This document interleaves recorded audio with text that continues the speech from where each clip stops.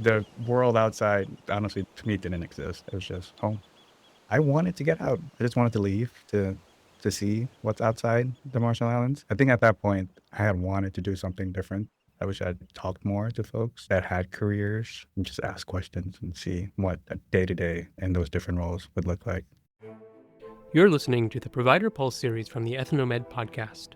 My name is Dr. Duncan Reed, a primary care physician in Harborview's International Medicine Clinic and medical director of Ethnomed. Today's guest is Franky Erra, a disease research and intervention specialist with Public Health, Seattle and King County.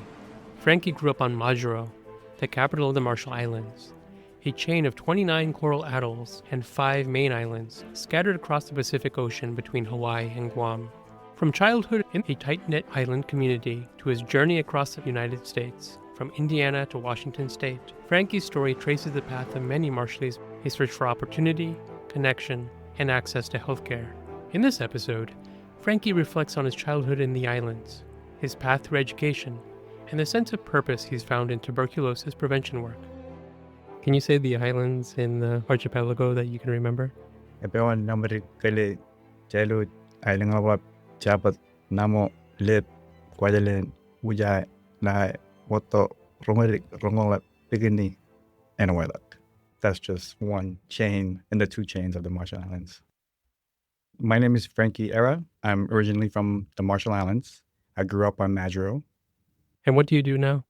I'm a disease research and intervention specialist with the TB program at Public Health in Seattle and King County. A lot of what I do is outreach and community engagement, working with different community leaders and community representatives doing outreach and education. How long have you been in that role? 5 years as a disease research and intervention specialist, but my job duties have been changing over time. What's a day look like for you right now? Going out to community, presenting a PowerPoint, talking about tuberculosis, encouraging people like, hey, think about TB. Next time you go see your doctor. And they're like, oh, I don't normally go see my doctor, honestly. I don't even have a doctor. What communities are you going to? I do a lot of work in the Somali community, definitely the Marshallese community, Afghan, Ethiopian. Can you take us back? So where were you born? I was born in Maui, Hawaii. Lived there for about 4 or 5 years. Then after that, our family moved back to the Marshall Islands. And your parents are originally from the Marshall Islands? Yep, both parents originally from the Marshall Islands. Do you know why they were living in Maui? They were there for school, a Job Corps program. They were there for education, and then they had me and my younger brother. So it sounds like all your formative years are in the Marshall Islands. Mm-hmm. Yes. Where did you go to school? I went to this private school, Assumption Schools. It's a Catholic school. So I was there, kindergarten, middle school, high school. It's all in the same school. Very small classrooms. About 20 students each classroom. In school, you don't switch classes. You stay in the same classroom. It's the teachers that rotate. Here is a brief historical interlude about the Marshall Islands. The Marshall Islands are home to about 37,000 people and stretch across 2 parallel chains of coral atolls, Rotok, the Sunrise Chain, and Ralik, the Sunset Chain. Though small in land area, these islands span an ocean territory nearly the size of Mexico. The original inhabitants came from the Solomon Islands, with evidence of habitation on Bikini Atoll as early as 1200 BCE.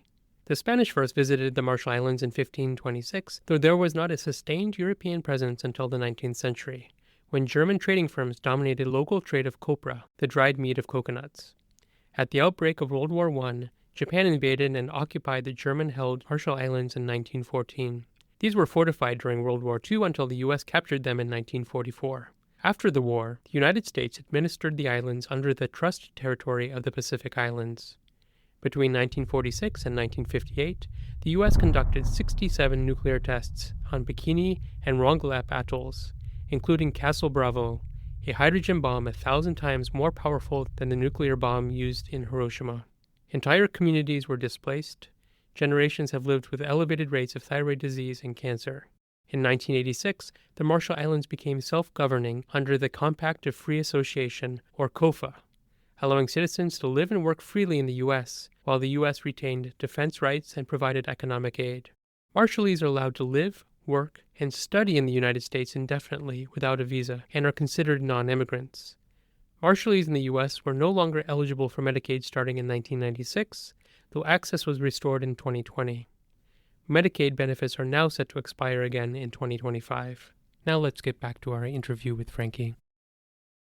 When I talk to people, when I try to explain where the Marshall Islands is, I sometimes say between Hawaii and Guam. I grew up on Majuro, which is the capital of the Marshall Islands. And what is it like? Because I've seen photos of it, and that's the most populated island, It is, Majuro. yeah, but Do you feel it when you're there? I don't. Growing up, it felt big to me, the island. I had a really nice childhood. I had fun. I remember playing basketball outside a lot on unpaved grounds, in slippers, definitely activities in the water, the lagoon and the ocean, swimming mostly, some fishing, some digging for clams. I would say I had a really fun childhood. We Marshallese were a very close-knit community. Everybody kind of knows each other. And what is it like if you're walking around your neighborhood there? What do the houses look like? It's a lot of homes built out of plywood, tin roofs. When I really think about it, it's all densely packed homes right next to each other. Some might even share a wall. It's really densely packed. But I never thought of that as like a bad thing. It just felt very close, very community oriented. And you're walking around everywhere? Just walking around, seeing people day to day. It's a regular thing to see everybody casually. And how long to walk to the beach? Oh, not long. It's right there. I think you can see both sides of the water, the lagoon side and the ocean side, a lot of times. And how was school growing up? It was fun. Trying to think. I can't really think about anything other than it was fun. And what language was it in? All the classes, all the courses were taught in Marshallese. It was very beneficial for a lot of us because we primarily speak Marshallese. English was also a subject that was offered, but most classes were in Marshallese. As you grow up, like the older classes, middle school, high school, there are some folks from different islands, Pacific islands like Fiji or Papua New Guinea. They're there to teach science, math. And are they teaching in English then? They are teaching in English. Some of them pick up the language really quick, though. So they try to speak in Marshallese. And would you say you were pretty bilingual growing up? I think so, yeah. I think having that early exposure to the English language in Hawaii helped me be bilingual. And what was your sense of your place in the world growing up on the Marshall Islands? You're going through elementary school and middle school, right? You have a map probably in your classroom of where you are. The world outside, honestly, to me, didn't exist. It was just home. What are the closest places? Guam, Hawaii? Hawaii. Hawaii would be the closest thing I would think about. And that's kind of on your radar. Yeah. And that's a place that's, I mean, what is it, thousands of miles away? Yeah. So does it feel like a world away when you're thinking about it as a kid? I don't know. Growing up, it's not rare for Marshallese to go back and forth to Hawaii. Especially a lot of us go there to give birth for healthcare reasons, right? There's some things that are not available back home that's more available in Hawaii. And when you were growing up, was there a concept that Hawaii was part of the United States, or you think of it just as Hawaii? Honestly, no, we didn't. I was just saying it's Hawaii, and then everywhere else was considered the mainland. So it's Hawaii and then the mainland. And there was that Compact of Free Association. There has been this close relationship with the U.S. When you were growing up, did you feel like you were part of the U.S., or did you feel American at all? Never, yeah. And you technically are American because you were born I am. in Hawaii. Hawaii. Yeah. But your identity was fully Marshallese. And your feeling was in the Marshalls, no one has this affinity to the U.S. particularly. Mm-hmm. That's correct. Yeah. So you're going to school and you say you're a pretty good student. What were your interests? Do you remember what you were thinking about doing? Different things. I think at one point I wanted to be a pilot. I wanted to be an architect. And I think those were just things that I would see on TV. Looking back, I don't think a lot of us had any real exposure to what's out there or what's available or any opportunities, which I think could be a big reason why I didn't know what I wanted to be growing up. And in terms of opportunities, employment, what are the main things that are in the Marshalls? Can't think of many, honestly. I think a lot of the workforce is government workers. So there wasn't a lot of modeling for these other professions. So you just picked it up in media or something. Yeah. Sounds like the teachers are quite good, but then there's not real world exposure to any of these jobs. Yeah. And then you were going through high school. What were you interested in high school? I wanted to be a mechanic. My grandfather, he owned a garage growing up. There's a lot of cars. People were bringing their cars in. So that was his business, just fixing cars. My uncles, that's how they learned. They never went to like official education to learn how to fix cars. They were just learning through my grandpa. So I think I wanted to be a mechanic, but then, I don't know, I lost interest. So you were finishing up school, and then what was your plan after graduating? I wanted to get out. I just wanted to leave to see what's outside the Marshall Islands. I think at that point, I had wanted to do something different. So I wanted to leave. My parents were like, if you don't find school after high school, you're going to stay here. So I just Googled college mainland. First thing that showed up was Indiana, Fort Wayne, Indiana. I was like, okay, I'm going to apply. I got in. And yeah, I was there for a couple of years. I dropped out. I think there was a big language barrier at that time. I never realized that there's also cultural differences. And it's a big change for me. So I dropped out, moved back to the Marshall Islands. Did you apply anywhere else or just to Fort Wayne, Indiana? Just Fort Wayne, Indiana. Yeah. There was no real like research, like what I want to do and school. Did you have any idea what Indiana was Mm-mm. or where it was? No. So you had no idea what you're getting yourself into? Nope. I just knew that's where the Pacers are. Indiana Yeah. Pacers. Yeah, but that's it. And did you have any idea what you wanted to study? I was enrolled in mechanical engineering. Oh, wow. And what school was this? Indiana Tech. And how did it work financially? Did they give you a scholarship or? Yeah, I was lucky enough to get a scholarship from back home. I did pretty well in school back home. I graduated second in my class. I just, You found this place, you've got a full ride. pretty much, yeah. You flew out there. What is it like going? This is your first time to the mainland. It wasn't my first time. No, you've been to the mainland before? Yeah, Arkansas for like family. I had family there. They moved there because of jobs, opportunities. I wanted to travel outside the Marshall Islands, and Arkansas was where family was at. And it's the largest population of Marshallese on the mainland. It is, yeah, Is in Arkansas. Arkansas. And how was that experience in Arkansas? I liked it. Honestly, so when I was in Indiana for a year, I didn't see any Marshallese at all, or any Pacific Islander. It was a big change for me. So when I went one of the summers to Arkansas, I was like, whoa, look, a Marshallese. Whoa, Marshallese. There's a lot of Marshallese here in Arkansas. Never knew. Did Arkansas feel completely different than the Marshall Islands? It did, but it also felt pretty similar because you see a lot of folks casually, Pacific Islanders or Marshallese. And then when you went to Indiana, so it wasn't your first time on the mainland, but it's your first time in Indiana. When you go there for school, how was that showing up to Indiana? I thought it was cold. I think when I went, it was August, September. It was freezing. I don't know. To me, it was cold coming from somewhere that's really warm. Folks were in shorts, they were in tank tops. I'm like, oh, the weather is very cold. Everything was big. Buildings were big. I'm like, I've never seen buildings like this. I think the school was pretty diverse, which was pretty cool, but not diverse enough where there was Pacific Islanders on campus. How was it academically, socially? Academically, I think I did well in the first year with prereqs, but, as I took on more classes, I was kind of struggling. I think a lot of it was language barriers. I kind of understood what each word meant in English, but, when you put them all together and like talk, I don't get context a lot. I never did. So I think that was like one of the big challenges for me going straight to college. And you're taking engineering, which is a very rigorous course as well. Did you have friends in the support group there? I did, yeah. I was lucky enough to make friends over there in Indiana. I tried to work part-time to get some money. So a lot of my friends were folks that were also working in the school cafeteria. And of course, my roommates. And these friends, were they immigrants too from different places? No, I would say they're like from New York, Detroit. So different than what I'm. Was that your introduction to American culture? I would say so, yeah. And how was it? Was it what you thought it was? I honestly don't know what I thought it was. I don't know what to expect going to the mainland, but I would say I had really great friends. I made really great friends. And then things got tricky academically. It sounds like you said language was already an issue. So how did things play out? I just dropped out, moved to Maui, back to Hawaii. What was your thinking during that? It was just not working out? I was thinking I'll just do this at a different school, like get all these prereqs done. Might be cheaper. I'll be less homesick because I'll be with family. So I did that for about a year. And then even then I just lost focus, moved back home to the Marshall Islands. So you had all this drive to leave the Marshalls. Yeah. An opportunity. How did it feel going back home? I was embarrassed. I was given so much opportunities to be successful, and it just didn't happen for me. So how are you dealing with that then?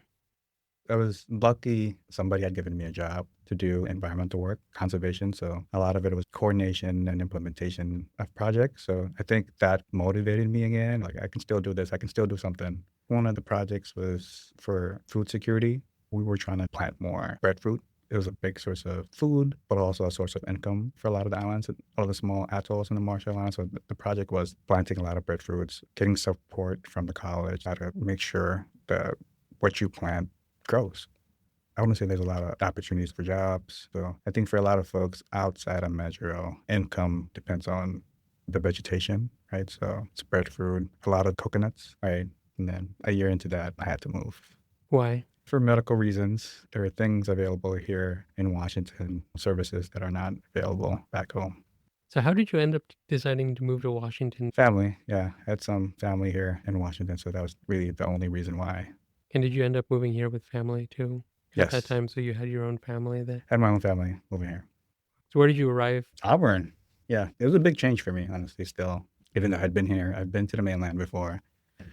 I think the major adjustment for me was just being away from friends and family. I was lucky that I was able to feel that connection to home through a small church community in Auburn. So it was really just being around them that I was able to find that connection. And church, did it play a big role for you when you were growing up? Yeah, it's big. Like church every Sunday, it's a thing, right? I went to a Catholic church. I have friends or family that go to other churches. And the church you found in Auburn, was that a Catholic church as well? It's a Christian church, definitely, but it wasn't a Catholic church. But it was familiar. It was familiar to me, yeah. So then what were you doing for work then? What were your plans or what were you thinking? I don't know. Moved here. I had family that were helping me find a job. I started off going through these job agencies. One of my family members took me there. The agency placed me at a warehouse building exhibits for conventions. So I did it for about a year. And then somebody that was doing like the CADing and the designing of these booths for these conventions was leaving. And one of the other designers was curious if that's something that I'd want to do. And I was like, yeah, teach me how to CAD, teach me how to design. CADing, is that just computer aided design? Is Yep. that what it Yep. refers to? Yeah. So I was lucky this person would stay a couple hours after work teaching me CAD design. A few months, they opened up the position and I got the role. So they invested all this time into you to do Yes. that. Do you have an idea why they did that? I'm not sure. I think they liked me. They wanted me to be successful, I guess, to grow. And were In the they in your community? community too, or they're No. not even? No, But you're a social guy though. I think so. Yeah. Yeah. For them to do that, I think Yeah. maybe. Well, they invested a lot and then you gained this really tangible skill Yes. and then you got the job. I got the job and then 2020 hit. Oh, wow. Nobody was doing conventions anymore. Oh, geez. So you were just getting set up for something that you were trained for. So then what happened?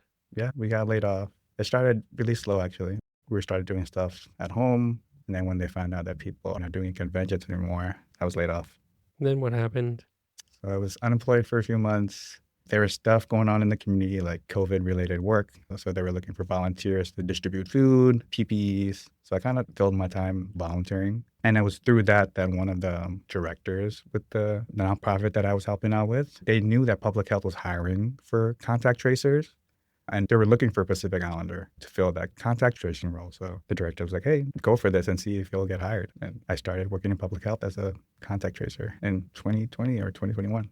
We heard a lot about contact tracing. It was all the rage during that time. What were you actually doing? Calling people. It felt like a call center, just calls every day, people calling in. And it's people that were sick with COVID and they were looking for assistance, like food, information, like what do I do? I got COVID. Am I supposed to isolate for how long? So it's sharing that information, getting them the resources, placing grocery orders, finding testing locations for them, scheduling appointments for testing for their household members, calling contacts, all these folks that were in contact with them, collecting that information. Who were you around last week?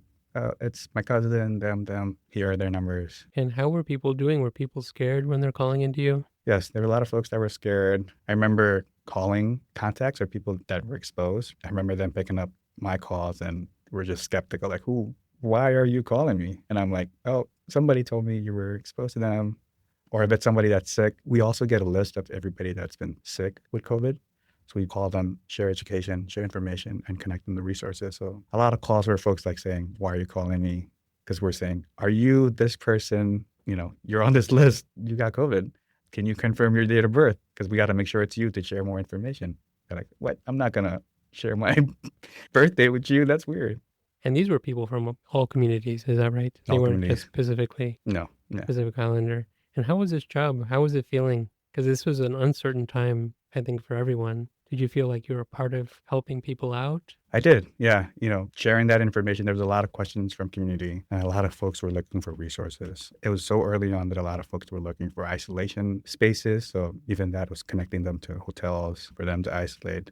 It was a scary time, pretty overwhelming getting all those calls. It's almost every minute. And how about with your colleagues? Did you feel a sense of solidarity working in this field with them? Yeah, hearing their experiences as well. I think a lot of us were burnt out doing contact tracing. What was burning you out the most?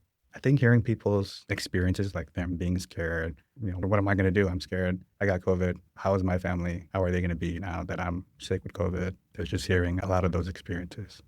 So it sounds like you're hearing a cross-section of the Seattle area, and you're just hearing from normal people. Yeah. And you're actually getting the clearest picture of what the real issues are and how this virus is affecting people. Mm-hmm. So that's a lot. And you're not necessarily able to help everyone. Yeah. So as this pandemic progressed, vaccine came out, people are feeling a little bit better about things. Well, what were you thinking?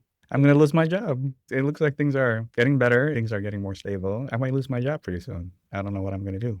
I went to the county website and started searching for similar roles. And luckily, TB was there. They were looking for somebody to help out with a TB project that was specific to the Marshallese community. And I was like, well, I'm Marshallese. So what's going on with TB and the Marshallese community? Okay. And that's where it all started. Were you aware of tuberculosis or latent TB growing up in the Marshall Islands? No. TB, yes. It was definitely a thing. Everybody kind of knew about TB. Latent TB, no. I just never realized how impacted we are with TB. And just for the quick stats, I think in the U.S., what is the rate of TB? It's like 2.5 cases per 100,000. And I think in the Marshalls, it's something close to 500. The hundreds, yeah. Yeah. That's insane. Here's some brief background about tuberculosis, or TB. TB is an infectious disease caused by Mycobacterium tuberculosis, a bacterium that most often affects the lungs. Most people who are exposed to the TB bacterium don't become sick right away. Instead, the bacteria can remain in a latent state in the body in what's called latent TB infection, or LTBI. People with latent TB don't have symptoms and can't spread the disease, but there's always a risk that the infection can reactivate, especially in those with weakened immune systems. Public health programs in the U.S., like the one Franky works in, focus on screening and treating latent TB before it becomes active. Globally, it's estimated that about 1/4 of the world's population has latent TB infection, and the case rates we mentioned earlier, around 500 per 100,000 people in the Marshall Islands, refer to active TB cases, not latent infection. And did you ever know anyone with active TB when you were back home? Probably, nobody really said anything. And I don't think there's much stigma back home for TB. If you do have TB, they're like, oh, that guy has TB. He's getting treated. But that's it. Nobody's like hiding it, I think. Well, it's kind of hard to hide it, really. Because everyone's so close there. Yeah. So then you signed up for this thing and you're like, oh, this is something I've heard about, Mhm. but haven't really thought about that deeply. And the reason it was a big issue here is because a lot of the active TB cases, at least in that time, were in the Marshallese community in Yes. Washington State. So how was that experience? So you signed up for the job, you got it? I got it. Honestly, for me, I was happy because it meant connecting again with my community.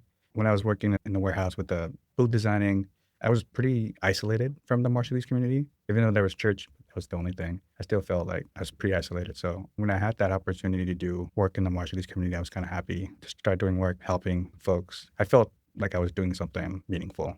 What were you doing as part of this job? Has it evolved over time? Yeah, so when I first started, I was hired to help with targeted testing. So we're trying to figure out how can we get testing services to our Marshallese community? How can we help them think about TB testing? I think one of the main places where we got people tested was with the nonprofit, the Pacific Islander Community Association. That helped me find a role in public health. So we were working with them, doing testing on site. I was there drawing blood. And how are you getting people in? There was another Marshallese that was working there, and they knew people in the community. So they were calling folks, hey, we're doing this every month or every other week, offering rental assistance and other health screenings. So you should definitely come and do this. And people, did they have a good sense of what they were getting tested for? With They did. TB? I tried my best to Mhm. educate them, like, we're doing this for TB. But this was all new for them, right? This whole latent TB question. Yes. Sleeping TB. Like, oh, didn't know. And then how was it going? So some people tested positive. Were you the one that had to tell them? I was the one who had to tell them. I would say a lot of folks that tested positive, they were interested in receiving treatment. And most of that treatment then is it rifampin? I feel like it was that or 3-HP. So it was like 3 or 4 months. 3 or 4 months. So how was this whole experience then? You feel like you're working with your community. Sounds like people are responding pretty positively to this outreach. I felt like I was doing something meaningful, helping folks from my community. And then where did things evolve into the work that you're doing now? I hear that the program has been talking about expanding and doing more community-based work, doing more education, really giving more focus to TB infection other than just treating or offering services to contacts. We'd like to engage community members and raise awareness and help them think about TB. And what form does that community engagement take out here? Are you presenting to them? Is it mainly at churches or their community events? It's different. It's been evolving over time. So when we first created this new unit to do more TB infection focused efforts or activities, we started working with these group of community navigators that were already doing community related engagements because of COVID. So they were already trusted messengers. They were in communities talking about the COVID vaccine, COVID testing. We approached them and asked if they'd like to do something similar with tuberculosis, and engagement has just been evolving over time. We look to them for how we should be doing outreach in these different communities. So it's either at community events, it's at churches, it's at residential areas, right? So we're in lobbies sometimes doing presentations on a PowerPoint in these local businesses, so like a coffee shop, just meeting up with people and saying, hey, TB's a thing, think about it. So this community navigator program, it's a part of King County Public Health. Yes, it's a program within King County Public Health, originally established to do similar work, but with COVID. Community outreach, helping navigation and facilitation. And I think if I recall correctly, you have like an Arabic speaker, someone in the Kenyan community. Oh yeah, many. We got a few. Congolese community, Spanish speaking, somebody from the Filipino community, someone Vietnamese. So a lot of the communities that have some of the highest prevalence of LTBI. So then you were working with them. And when you were working with these community navigators, did you feel like some kinship with them, even though they're from different communities? Yes. I think it was easy for me to be in those spaces because of them. And I feel lucky that they opened up. I feel like they opened up to me. They shared a lot of experiences that community members would have or did have with TB. Talked a lot about their culture back home, which was really great. Honestly, just hearing those stories about back home, their culture, food, got to taste a lot of their food. Some say it's the cheapest way to travel, right? Just talking stories with people and just hearing all these different things that they've been going through. And in a way, did it remind you of your own origin stories? It did. Yeah. I think a lot of times when the navigators, these community leaders are sharing a little bit about back home, and I'm also sharing like, oh, we kind of did something like that too. I kind of experienced something very similar back home. And being from the Marshalls, how does that influence the way you interact with communities in general, not just your own community? I think I'm open to learning. I'm curious. I just try to ask a lot of questions. I try to practice a lot of empathy as someone that's immigrated from outside the U.S. What do Americans know about the Marshall Islands from your experience on a day-to-day basis? Say they're hanging out with Franky and then they find out you're from the Marshalls. Nothing, honestly, which is really sad given the strong history, the nuclear history that we have with the U.S. So you say with the average American that you're meeting? Nothing. Where is that?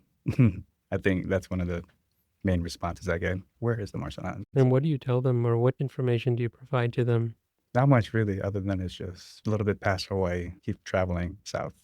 And do you find some people are interested in learning more, or is that usually enough? Yeah, I do encounter some folks where they just want to learn more about what's it like over there. And what do you tell them? I don't bring up the nuclear legacy, honestly. I just tell it's a great place, the water's warm, the beaches are clean, the people are very nice. Did you learn about that nuclear legacy when you were in school? A little bit. I think there were opportunities for us to learn more about the legacy. So you knew a little bit about it, but not too much of the details about, what was it?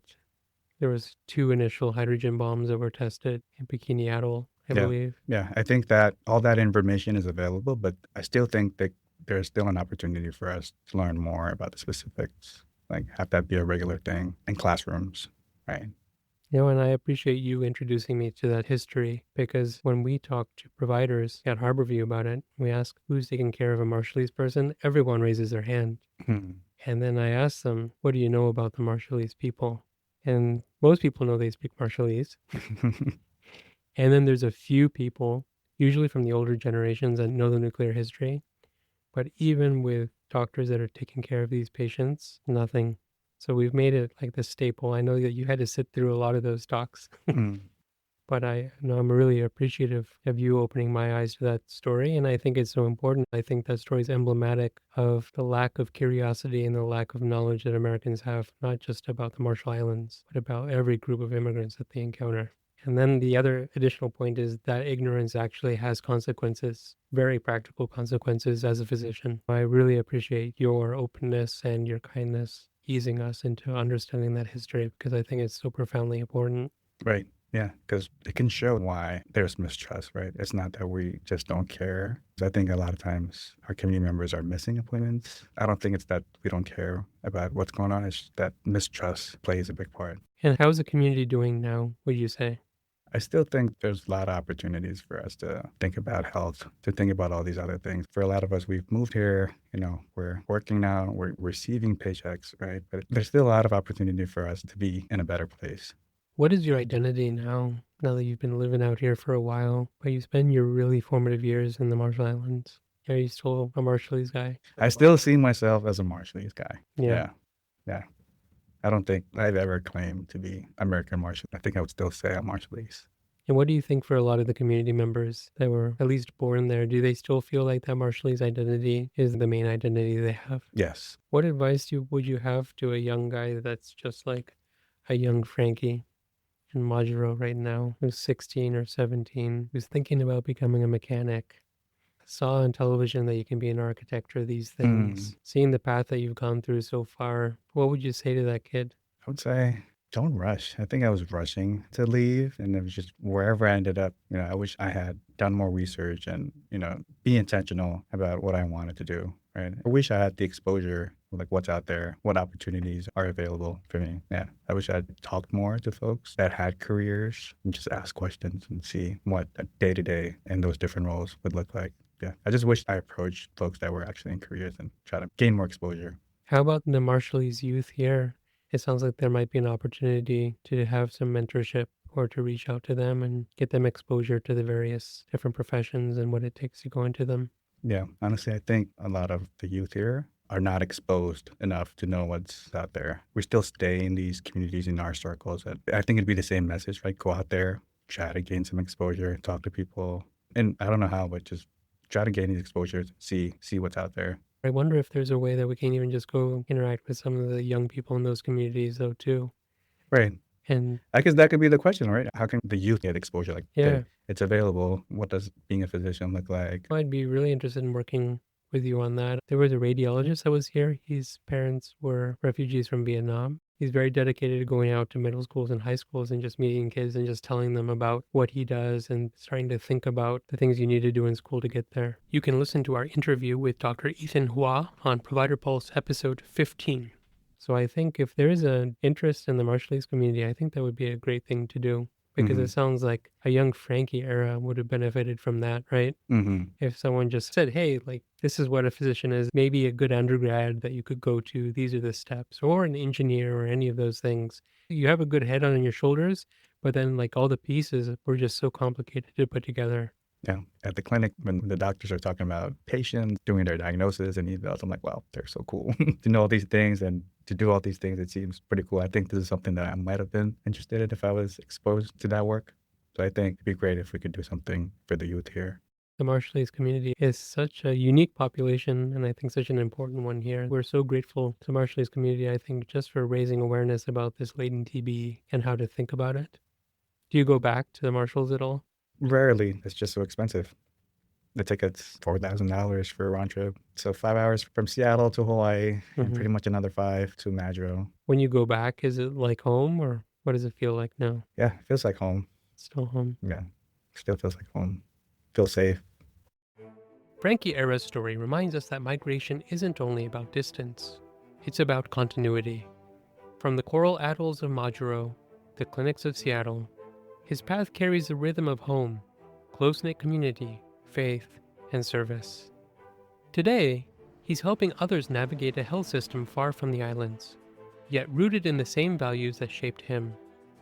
For many Marshallese families, the journey from nuclear testing to navigating modern healthcare is still unfolding. Franky's work reminds us that healing begins with understanding. You've been listening to the Provider Pulse series from the Ethnomed podcast at Harborview Medical Center.